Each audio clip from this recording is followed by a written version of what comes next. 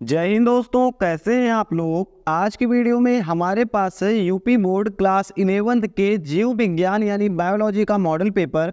और ये model paper अर्धवार्षिक परीक्षा 2023-24 के लिए है।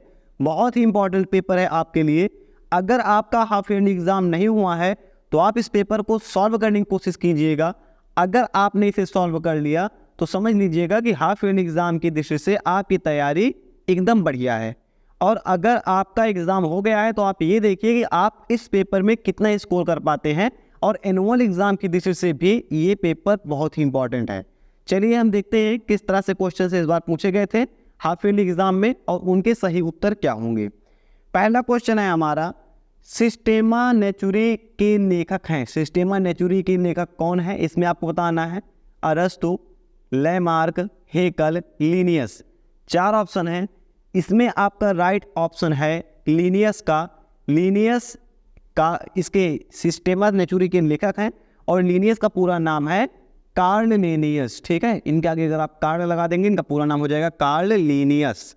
आगे हम बढ़ेंगे। आगे है केले में पाया जाने वाला पुष्पक्रम है, तो कौन सा है। राइट आंसर है स्थूल मंजरी। अगला क्वेश्चन है हमारा, हेकल ने किस कोशिका की खोज की थी। माइटोकॉन्ड्रिया, गाल्जी का, लवक, राइबोसोम। राइट आंसर है लवक की। ठीक है, लवक की खोज इन्होंने की थी। आगे हम बढ़ेंगे। आगे है हमारा, यहाँ पर ग्लाइकन्स होते हैं, यानी ग्लाइकन्स क्या होते हैं, तो ग्लाइकन्स होते हैं पॉलीसैकेराइड्स, ग्लूकोज के पॉलीसैकेराइड्स होते हैं। आगे हम बढ़ेंगे। अगला हमारा क्वेश्चन है, स्लाइम मोल्ड क्या है, लिखिए। एक एक नंबर में है, यानी कि 2 या 3 लाइन लिख देंगे, काम आपका डन है, चल जाएगा इतने में। तो स्लाइम मोल्ड्स क्या होते हैं, तो स्लाइम मोल्ड्स यूकैरियोटिक जीव होते हैं। और ऐसे यूकैरियोटिक एक कोशिकीय जीव होते हैं जो कि एक कोशिकीय रहते हैं, लेकिन बहुकोशिकीय कोशिका के निर्माण के लिए, बहुकोशिकीय प्रजनन के लिए ये इकट्ठा हो जाते हैं। इनको हम बोलते हैं, ऐसे यूकैरियोटिक एक कोशिकीय जीवों को हम स्लाइम मोल्ड कहते हैं।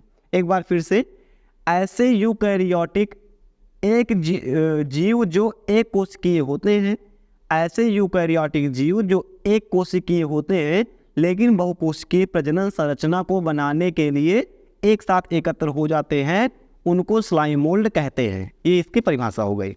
अगला हमारा, चतुर्दिघी पुमंग में कुल किस कुल में होते हैं। ठीक है, यहाँ पर की है, सा लग जाएगा। तो चतुर्दिघी पुमंग किस कुल में होते हैं।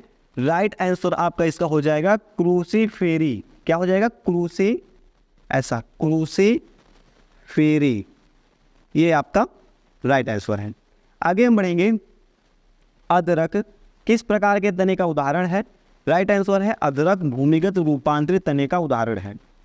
फिर है, किस कोशिकांग में प्रोटीन का संश्लेषण होता है। राइबोसोम में प्रोटीन का संश्लेषण होता है।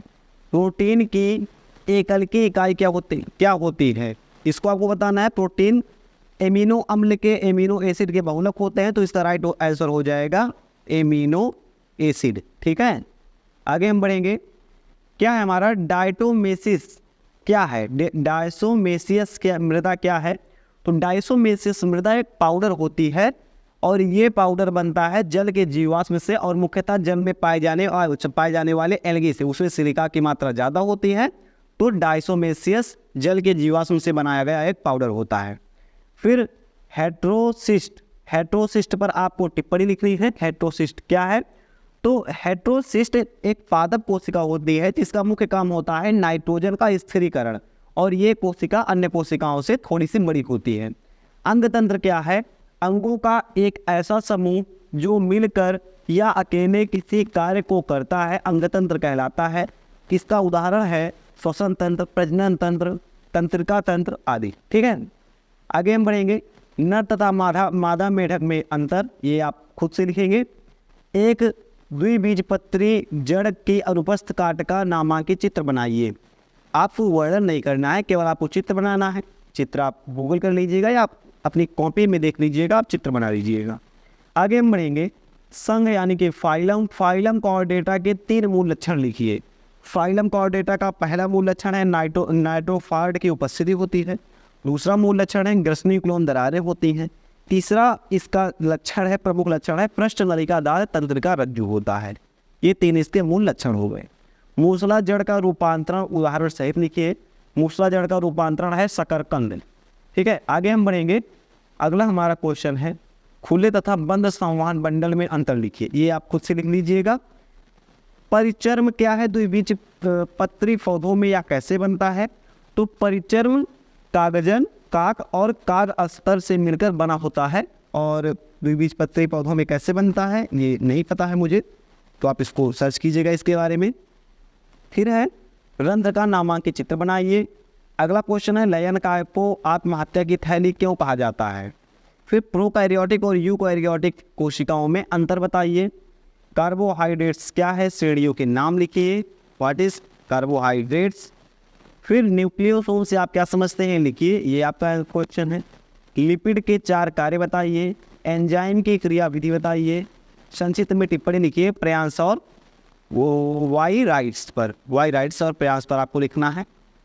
आगे हम बढ़ेंगे। सिद्ध कीजिए कि क्या सिद्ध करना है कि विषाणु सजीव और निर्जीव के बीच की कड़ी है। विषाणु यहाँ पर रहना चाहिए। विषाणु क्या है, सजीव और निर्जीव की कड़ी है, ये आपको बताना है।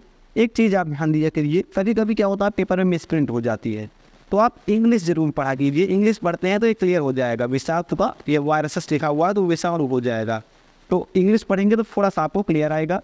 या आप ये वाला क्वेश्चन कर सकते हैं या फिर नीचे वाला कर सकते हैं। ब्रायोफाइटा के प्रमुख लक्षण तथा आर्थिक महत्व लिखिए। फिर फ्लोएम के विभिन्न घटकों का वर्णन कीजिए, उनके कार्यों का उनके कार्य लिखिए। उसके बाद फुल सोलेंसी का वर्णन कीजिए अगर आपको 8 का वाला नहीं आ रहा है तो। 9वां है केंद्र की संरचना का सचित्र वर्णन कीजिए अथवा संवहन क्रिप्टोगैस जिसे कहते हैं टेरिडोफाइटा के आर्थिक महत्व का वर्णन कीजिए। ये कुछ ऐसे क्वेश्चन थे जो आपके अर्धवार्षिक परीक्षा में पूछे गए हैं और हो सकता है कि आपके आने वाले पेपर यानी अर्धवार्षिक परीक्षा क्लास 11th में ये सारे क्वेश्चन रिपीट भी हो सकते हैं, बहुत बड़ी बात नहीं है। आपके एनुअल एग्जाम के लिए बहुत ही महत्वपूर्ण पेपर है। आपने इस क्वेश्चन पेपर में कितना स्कोर किया आप हमें कमेंट करके बताइएगा। फिलहाल हम मिलेंगे किसी नेक्स्ट वीडियो में। जय